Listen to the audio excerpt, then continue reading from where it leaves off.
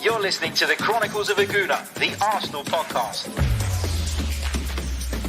I'm Martin Tyler, and you're listening to Harry Symeou.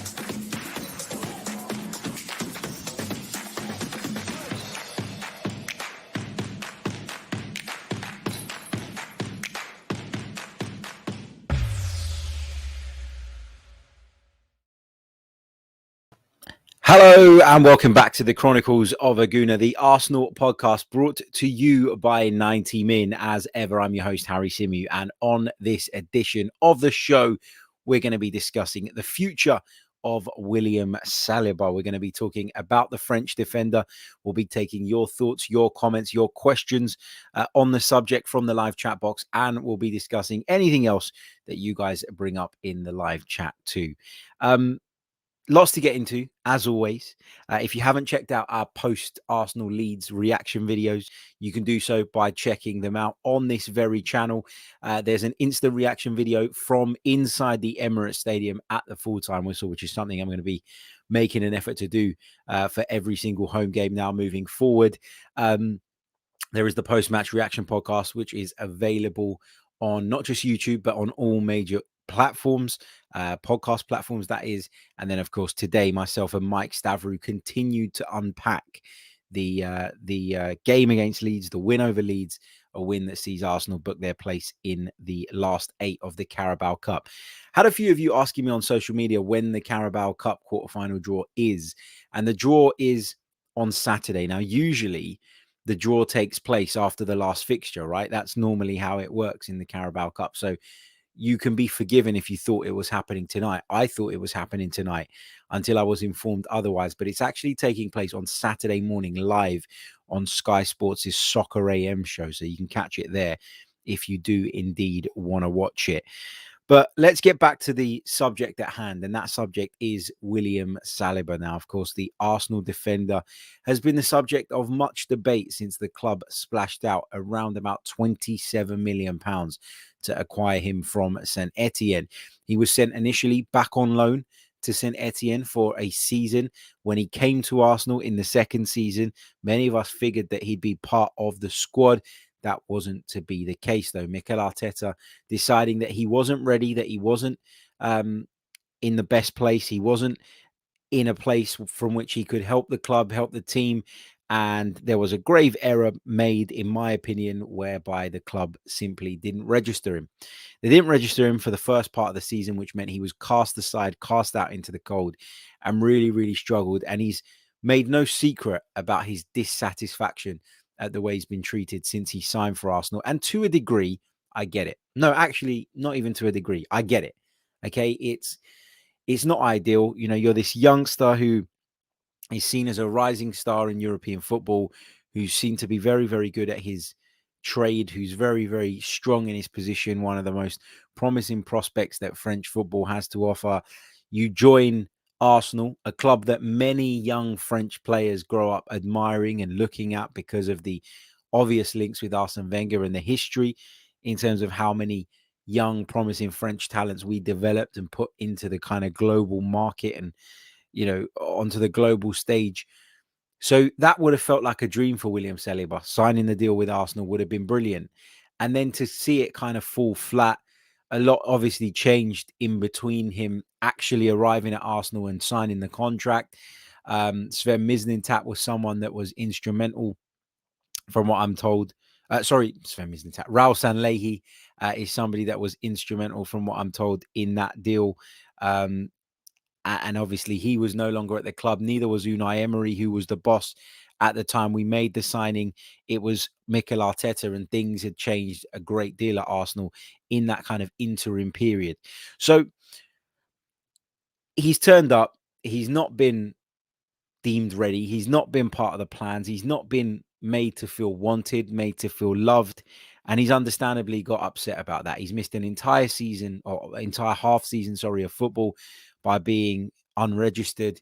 And then he got his loan move to Nice for the second part of last season, where he did relatively well. Now, I say relatively well because there were mixed reviews on William Saliba's time at Nice. I think for the most part, it was positive, but there were a lot of people that were unsure There were a lot of people that were pointing out his inconsistencies, which again, I talk about a lot of the time being down to players being at that stage in their careers where they're not quite ripe yet, if that makes sense, where they're not quite in a place where they can, really contribute at the highest level. And I think that was fair with William Saliba.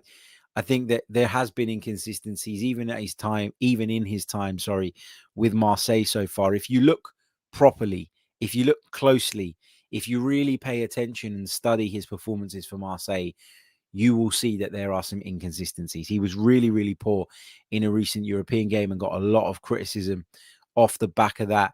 In France, that kind of doesn't always get translated into the English media. I don't feel anyway. I feel like there is this desire to write the story that he is this really wronged young man who came to Arsenal with big dreams and big hopes, saw them shattered, and has ended up having to go back to his home country to feel loved, to feel wanted, and is now proving everybody wrong. And I would actually say it's the opposite. I would say the fact that he's playing the way he's playing at Marseille actually proves that Arsenal, Mikel Arteta, were right to send him out on loan. It was the correct decision for a number of reasons, and I'll tell you why. First of all, in my view, he doesn't play anywhere near as much if he stays at Arsenal. He's not playing in a league that he's familiar with. He's not playing in one of the most powerful clubs in that country anymore, as he is at Marseille now. So going over there means that at Marseille, he plays in a big pressurized environment in a massive club. I still think Marseille are probably the biggest club in French football. He's there, he's learning his trade, he's developing, he's improving, he's playing, and he's an integral part of that team. Can you hand on your heart say that given what we've seen in the last 6-8 weeks, that he would be ahead of Gabriel or ahead of Ben White? I don't think that you can say that. Now, I'm not saying there's not a conversation to be had and there's not an argument or a debate that you could have around that particular subject, but you can't definitely 100% say that he starts ahead of any of those two players, in which case he does not play and he does not get the game time that he so desperately needs in order to continue developing. Game time that he is clearly getting at Marseille.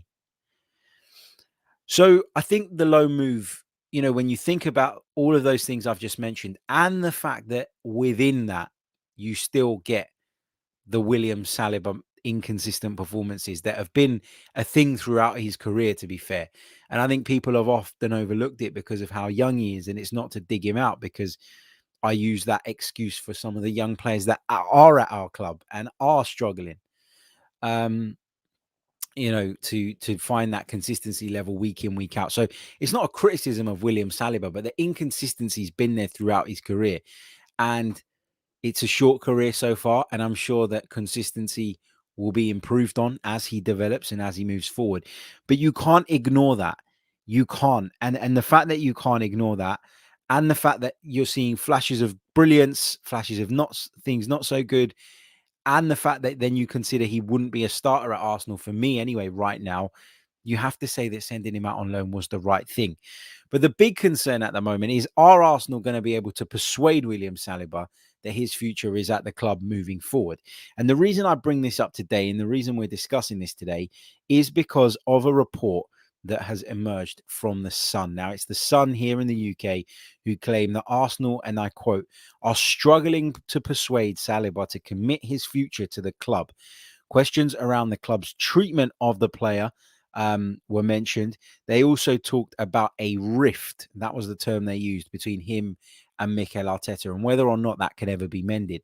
Now, if you remember when he was left out of the squad, if you are a long-time listener, when he was left out of the squad and unregistered and then moved out on loan at the last minute to Nice in the January window, I was one of the people that said, I don't know if this relationship between William Saliba and Mikel Arteta can be mended. I'm not sure. But things change in football. Things change in football quite quickly and sometimes quite dramatically. And come the end of this season, William Saliba might look at Arsenal and say, they're a much improved side. Ben White and Gabriel have been very, very good. And therefore, he was right to loan me out. I've also, on the other hand, developed and improved my game and have got much more valuable experience. Therefore, actually, the decision wasn't so bad. I didn't like it at the time. I still don't like the way I was treated, but I can understand it. And if William Saliba is mature enough and those things that I've said come to fruition, then you push it to one side and you get on with it and you do what's best for your footballing career. Mikel Arteta, I don't think will have an issue taking him back. I don't think it was ever personal with Mikel Arteta and him. I think it was simply he didn't feel he was up to it. He didn't feel he was ready. And he decided that it's a long-term project. He is going to be given the time, Mikel Arteta. So why not get the best version of William Saliba that he possibly can have, even if it means missing out on him for a season? And that's exactly what's happened here. I can see a couple of you in the comments section saying, are you really taking the Sun newspaper seriously? The Arsenal granny says, sounds like a made up story. I'm not taking it deadly seriously. I've got to be honest. But the reason I mentioned the report, or the reason that I did this subject today, is because the report has emerged today, but also because it's a subject I've wanted to talk about for a few days. Briefly touched on it on one of our post-match shows. I think it was after when he played really, really well against Paris Saint-Germain. We touched on it briefly. We talked about, his time there and what's happening. But it's something that's always been in my mind, especially over the last couple of weeks, to talk about. And with this report coming out today, I felt like it was a good opportunity because it's a very valid discussion, regardless of whether you think the Sun are talking crap or not. There is question marks around his future. There is question marks around his relationship, with Mikel Arteta and the football club. And so I think it's certainly worth exploring and having a conversation about. So we put a poll out on the YouTube channel for this stream, and the poll was as follows. And I'll just bring it up on my screen. Bear with me a second. Probably should have had it ready. Are you worried William Saliba may want to leave the club in the summer? And at the moment, 62% of you, our listeners, not the Sun newspaper, are worried that William Saliba will want to leave the club come the summer. Now, 40% of you say no. I'm leaning slightly towards the no side, but I understand why people are concerned because of all those factors we keep talking about. Is he going to look at the situation if Gabriel and Ben White, and look, touch wood, it continues with them two performing really, really well? Is he going to look at it and say, well, I don't want to go there and be a third choice centre back? It depends on William Saliba a lot, doesn't it? What's his character like? Is he someone who's going to look at the situation and say, I want to get there. The club paid big money for me. I want to prove my worth. I want to work my way into this team. I feel I'm better than Ben White. I feel I'm better than Gabriel. So let me go back there, show everyone that I can do it and force my way back into the team. Or does he look at it the other way? Does his ego get big? Does all the praise that he seems to be receiving on a regular basis at the moment get to his head and put him in a place where he's going, no, I'm too good for that. I'm too good to go to Arsenal and potentially be a substitute, potentially not be in the starting 11. Therefore, I want to go elsewhere and I'm going to try and force through a move. And from Arsenal's perspective, right, we spent a lot of money on this guy. £27 million for a player of his age is not to be sniffed at. It's a fair amount of money. And when you consider that we haven't seen him play a single competitive game for Arsenal, it sounds crazy. Absolutely crazy. And Arsenal have made a decision, in my opinion, or have shown at least that they're willing to just kind of draw a line under things that were done badly in the past, draw a line under previous mistakes and start again.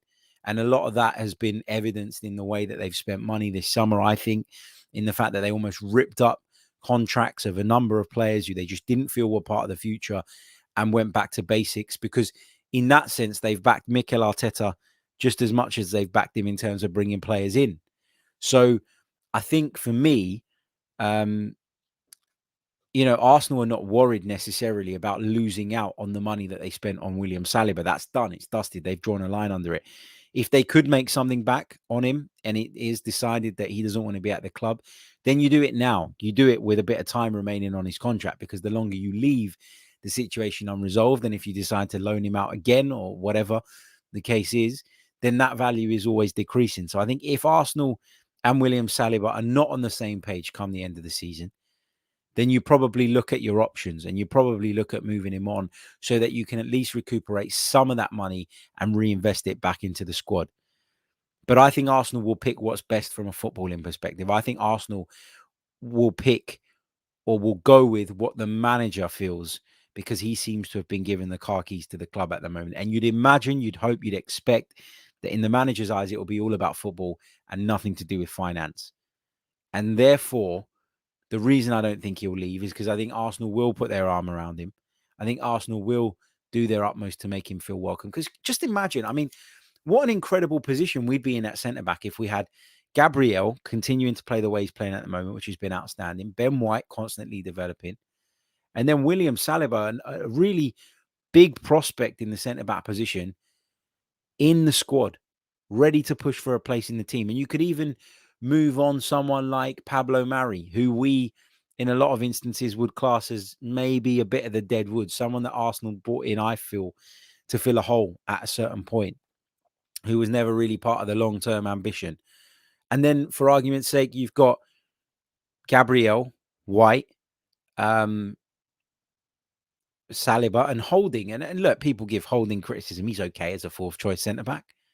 You know, you're not going to get many better players than that are happy to play that role. Rob Holding certainly seems content with that. So we'd be in quite a strong position moving forward if we were able to bring him back to the club, make him feel welcome, make him feel loved. And I think that's really, really important. Let's take some of your thoughts, some of your questions in the chat box. So start filling them up. I just want to share with you guys a few stats and facts about William Saliba, currently on loan at Marseille. As we said, he's got time on his side, just 20 years old. Having a look at some of his recent match ratings, I think this is quite telling. So against Rennes, I think that's Rennes, is it? I'm just testing my knowledge on the French logos now. Bloody hell, you might catch me out here. Against Rennes, he put in a rating of 7.4 out of 10. His average rating across the season so far is 7.1, which is pretty sturdy, pretty good. Against Lens, it was 6.7. Against Lille, it was 7.1. Against, what team is that? Oh, my God. Geez, I'm going to catch myself out here. Lorient, there you go. Had to zoom in and check the badge. Bloody hell. Lorient, 6.9 out of 10. And against Paris Saint-Germain, 7.4. So what are we seeing here? We're seeing exactly what I was talking about. We're seeing William Saliba on this kind of up and down, you know, not quite flatlining, not quite performing at a really consistent level at this moment in time, but there are good performances in and amongst decent performances. And that's where William Saliba is at this moment in time. So fingers crossed, you know, we'll see him continuing to develop. He plays on the right side of a defense normally, and you can see from his season heat map that he is predominantly operating from the right hand side, and that he's not afraid to squeeze up the pitch, that he's not afraid to close people down, step out of the back four, if you like, to try and, you know, make things happen. He's quite mobile in that sense. In terms of strengths and weaknesses, and this is according to SofaScore, they say that long balls, ground duels, and ball control can sometimes be his strengths. But weaknesses is that he's a little bit error prone, and that kind of again feeds into that inconsistency talk, doesn't it? Let's continue through some of these, because I just wanted to bring a few of the defensive bits to your attention. Interceptions per game, he averages 1.2. Tackles per game, 1.7. He's not often dribbled past. He's dribbled past 0.2 times per game on average, and makes 2.8 clearances per game. So, you know, pretty positive stats across the kind of defensive side of the game, which is obviously what you primarily look for in a centre back. So, yeah, look, lots of reason to be optimistic about what William Saliba can do. But for those who were incredibly critical of Mikel Arteta at the time the decision was taken to loan him out, I think you're probably going to at some point have to eat some humble pie on this one, because I think William Saliba is going to be, come the end of this season, a much better player for the fact that he has gone back to France. And he's not just playing at any French Ligue 1 club. He's playing at, for me, the biggest club in France. Now, I know that sounds silly when you think that what PSG are doing etc., etc. But still, fan base wise, still, in terms of the domestic view on things, yes, PSG are the best team, just like Man City are the best team here, but they're not the biggest club, not by any stretch of the imagination. Marseille are a club where there is immense pressure all of the time. And so to see William Saliba go there and have to cope in an environment very similar to the one that he will come up against when he comes back to Arsenal, which is constant pressure to win, constant pressure to perform, a volatile fan base at times who are not afraid to make their feelings known when you're not performing up to the level required. I think it'll be a valuable experience for him. I really, really do. Let's take some of your thoughts, some of your questions in the chat box. They can be Saliba or anything else related. I'll happily take anything. We'll do that for the last sort of 10 15 minutes of the show. Let's take this one from Stefan, who says, yes, live, finally.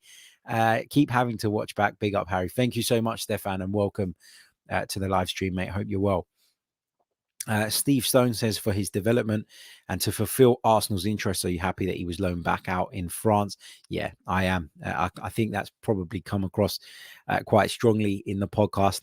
It is the way I feel. I do think that at the time, I raised my eyebrows a little bit because we'd lost David Luiz and I didn't envisage us signing Ben White. I got to be honest. I didn't think we'd go out and bring in a £50 million centre back. So at the time, it was a bit like, whoa. But then when you see what then unfolded, the fact that White came in, somebody that Arteta clearly feels is further down the progression line than Saliba, and the fact that that meant his game time would be limited, I think this actually made a lot of sense. Got this comment. It's Mohammed, I think the name is. I think you put the name a little bit further down. He says, Harry, I preferred in the past before this season that we return Saliba and put the 50 million that we brought Saliba back, I guess is what he's trying to say, and put the 50 million pounds not on a defender but on a top class midfielder instead. I felt that a top class midfielder was a priority this summer, and when I assessed Arsenal's transfer window, that was the bit that stopped me calling it a very good window. I think it was good in a lot of ways and in a lot of aspects, but that was the bit that kind of I sat there and was regretting come the end of the window, because I do think we really needed to improve in that position. We needed to bring backup in that position as well, and we didn't do it. Steve says squad building is hard and you can't keep everyone happy. If he doesn't want to come back and fight for his place, then that's not a player we should want, no matter how good his highlights are. Yeah, I agree. I agree. Junior Gunner, not Saliba related, but says, Harry, I'd like to hear your thoughts on the Aussie baller who came out. I think it's class that the lad had the cojones to feel like he can express himself freely in a hyper masculine sport. Yeah, look, I think it's obviously brilliant, and Josh Cavallo, as for those of you that don't know, has come out as being gay, and he's a footballer.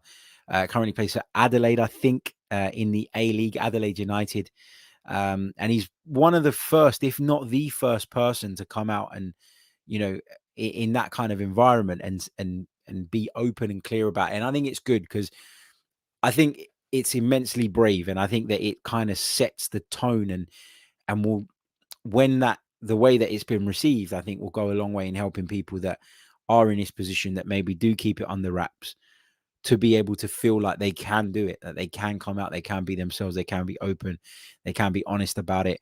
There will inevitably be idiots online that will give him stick about it. And there will probably be idiots in the football stadium that will give him stick about it, because people, unfortunately, nowadays are not mature enough to understand things.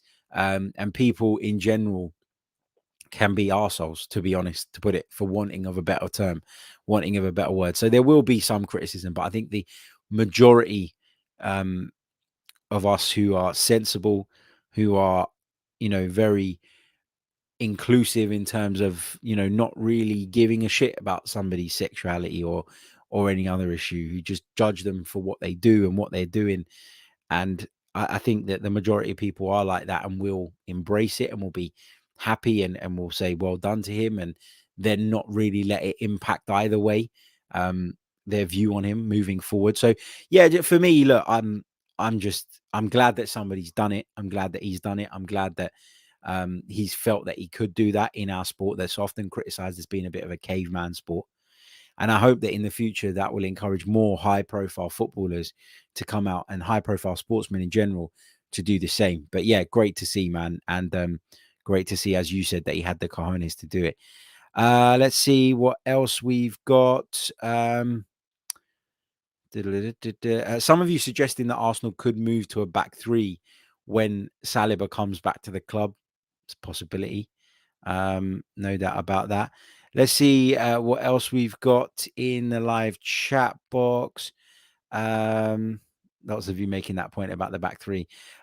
Riddy says, Harry, what about Daniel Ballard? Do you think he has a future with us, considering that Holding and Mari might leave? I'm not sure. I've got to be honest, Riddy, I haven't watched a lot of Daniel Ballard out on loan.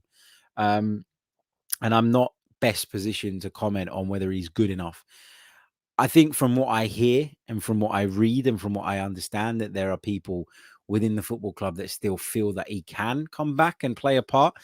But I would be lying, my friend, if I told you that he's definitely good enough. I don't know, is the honest answer to that. Graham says, we know that Arteta doesn't ever back down. Saliba is young and plays in the same team as Guendouzi. So it'll be no surprise if he was talking big. If he goes, he goes. We're not short in this area. Yeah, I think the if he goes bit is really powerful here, because for me, I've never managed to get my head around why so many Arsenal fans feel emotionally attached and invested in William Saliba, considering we've never seen him play a competitive game in an Arsenal shirt.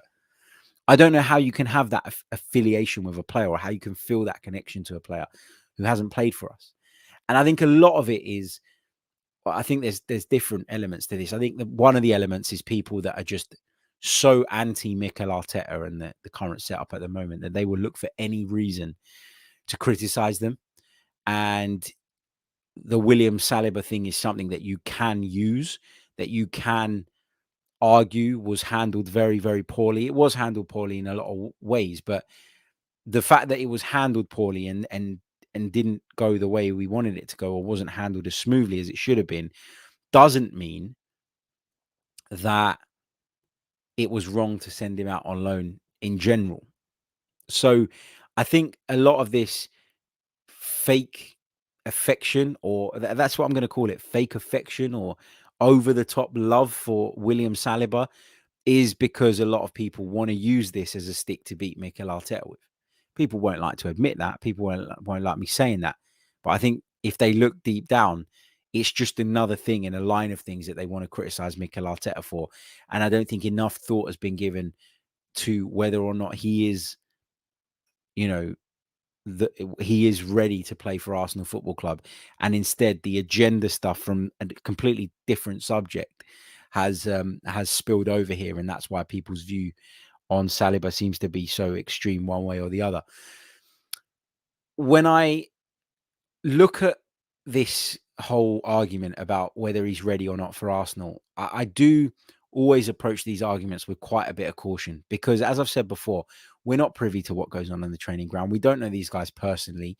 We don't really have the full picture as fans to be able to say one way or the other whether the decision was the right one. And I think we as fans can get carried away and can be guilty of our imaginations and hopes running away from us when it comes to certain players. If you think about Gabriel Martinelli, who we've talked a lot about in the last couple of days on this show, I keep saying that I think we need to recalibrate in our own minds where Gabriel Martinelli actually is as a footballer in terms of his progression. Because I think in the minds of a lot of us, he was a lot further down the line than he actually is. I think Mikel Arteta pretty much alluded to that in a recent press conference as well, that there needs to be more reality around the perception of Gabriel Martinelli's level at present. And actually, when he's given the opportunities recently, we've not seen him take them with both hands. And we've not seen him perform at the level that a lot of us feel he can, which causes me to think that maybe we'd got carried away in the first place. And I think the same can be applied here with Saliba as well. The only situation I think is a little bit different is the Guendouzi one, because we did see a lot of Guendouzi.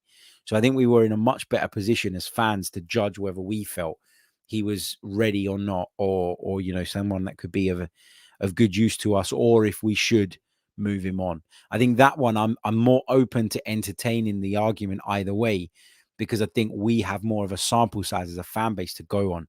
When it comes to Saliba, though, we've got nothing to go on because he's never played a competitive game for Arsenal. So where does rating him so highly come from? And where does what I call the fake affection come from? I don't get it. Let's see what else we've got in the live chat box. Let's see. Andreas in the chat mentions Konstantinos Mavropanos, who is playing very well and scoring in Germany for Stuttgart at the moment. He says he was never given a chance at Arsenal. Yeah, maybe not. Not given enough of a chance anyway. I agree. But I also don't think that stylistically he fits into what Mikel Arteta sees as a must for a centre-back. And I think that comes down to style. It doesn't mean that he's necessarily a bad player. And I think over the years, you've seen many players who stylistically don't fit with a manager, a philosophy, a particular coach. And as a result, they're moved on. Again, with him, the sample size in an Arsenal shirt was very, very small. Doing a very good job in Germany, and long may it continue. He's as a fellow Greek, I'd love to see him, really go on and have a great career. But I just don't think he, like Socrates in a lot of ways, had the same had the attributes that Mikel Arteta was looking for. I don't think Mikel ever questioned his attitude, and I think he talked glowingly about Socrates when he left the club, about how good he was in all the kind of other aspects. But technically, I'm just not sure Mavropanos is at the level that Mikel's looking for from his centre backs. And I, time will tell if it was the right decision or not. But good luck to him. I wish him all the best. But sometimes as a coach, you just don't fancy players, right? And they just don't fit into your system. Rodriguez says, Harry, you sound like Arteta when it comes to Saliba. It's not true that Saliba cannot do better than either Gab or Ben White. I didn't say that he cannot do better. I said that Mikel Arteta feels that Gabriel and Ben White are both at a higher level right now. And I agree with that. Well, shoot me if you disagree, and that's fine. But I think nobody's saying that Saliba doesn't have potential. Nobody's saying that Saliba can't go on and be a very, very good centre-back. But the inconsistencies in his performances this season, last season, during his time at St. Etienne are there for everybody to see who will care to look. For everybody who will care to sit down and watch William Saliba and not just watch a highlights compilation that someone threw together on Twitter, where you're looking at 3 minutes of footage rather than 90.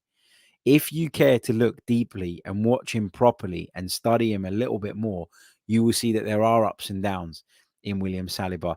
And at this moment in time, there are more downs than you're getting out of Ben White, or more downs than you're getting out of Gabriel. And so for the time being, that decision that Mikel made looks justified.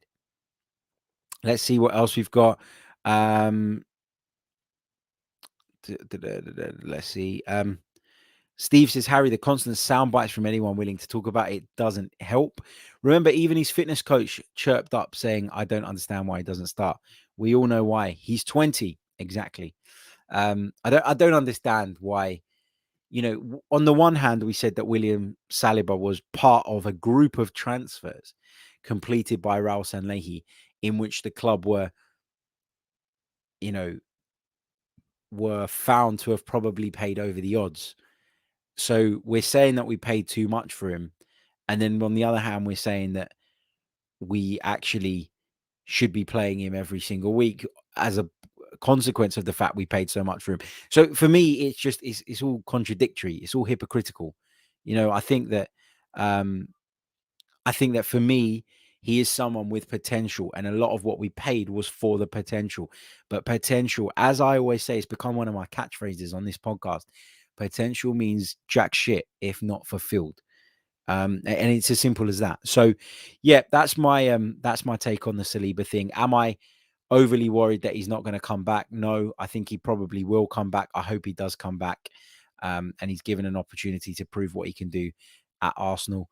But if he doesn't, he doesn't. And I might be a little bit disappointed because I feel like there is something there in William Saliba. But I can tell you this, I will not be losing my shit over it, because how can I? I've not seen him play one single game for Arsenal Football Club. Right, let's go back over to the poll before we wrap up the stream. Let's get some final results in.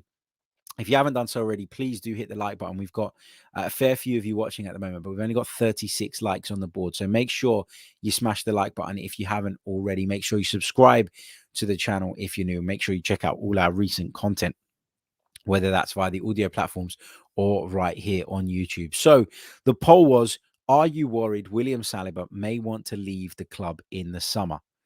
And 60% of you still say yes. 40% of you say no. As I say, I'm leaning slightly towards the no. So I'm with the 40% at this moment in time, because I think it's too early to say that. I think a lot can change. And as I say, if he continues to progress, he might look at the decision to loan him out very differently and say, well, actually, didn't like it at the time, but look, I've become a much better player for it. And I've had a really cracking season and I've really enjoyed that.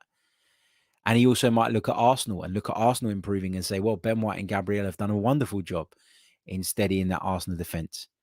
And therefore, Mikel Arteta was justified in his decision, in which case everybody wins. And sometimes you can't see the reasoning for something until it's unfolded. And maybe when he looks at it in a few months' time, when the season comes to an end, he will look at it a little bit differently. And therefore, the animosity or the rift that he has, supposedly, according to some of these reports, towards Mikel Arteta will evaporate, or his stance on him will soften. And then everything changes and it becomes a very, very different outlook. So I think there's a lot, that can happen in the next few months. And that's why I'm not stressing about it at this moment in time. I just wanted to discuss it because of the reports coming out. I think it was worth a conversation, but I think it was worth a conversation anyway. And it's one that, as I mentioned earlier on, I've wanted to kind of explore over the last few days, and we finally got to do that. A Skywalker says, Harry, do you feel sorry for these Arsenal fans who have different views than yours? I don't know what that's supposed to mean. Why would I feel sorry for someone that has a different view? If it's different to mine, fair play. And I've never, ever taken issue with people having a different view to me, as long as when they put that view across, they do it in the right way. So come on, tell me why. Tell me why you disagree. Give me reasons to back up your point. Don't just say, for example, when I say that Granit Xhaka is an imperative part of this team, don't just say Granit Xhaka's shit. My 2-year-old can say Granit Xhaka's shit if I put him up to it. Doesn't mean anything. Doesn't carry any weight. I don't feel sorry for people with a different view to me.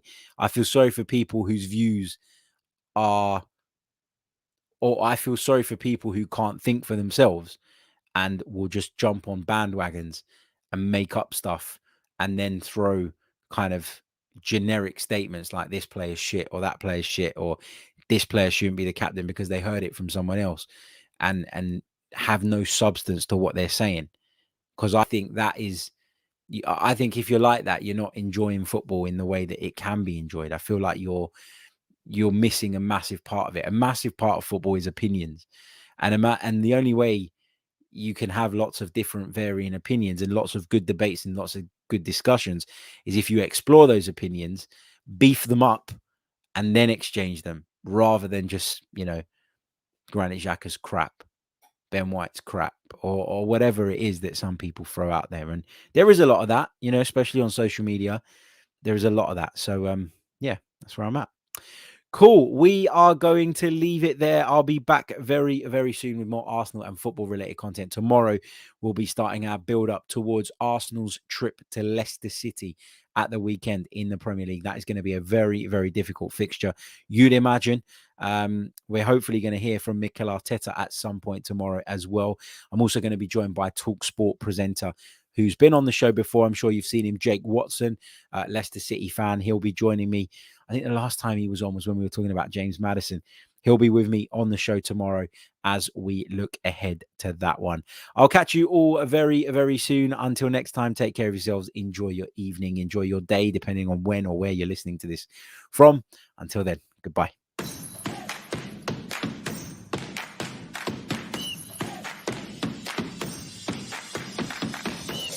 You're listening to the Chronicles of a Gooner, the Arsenal podcast.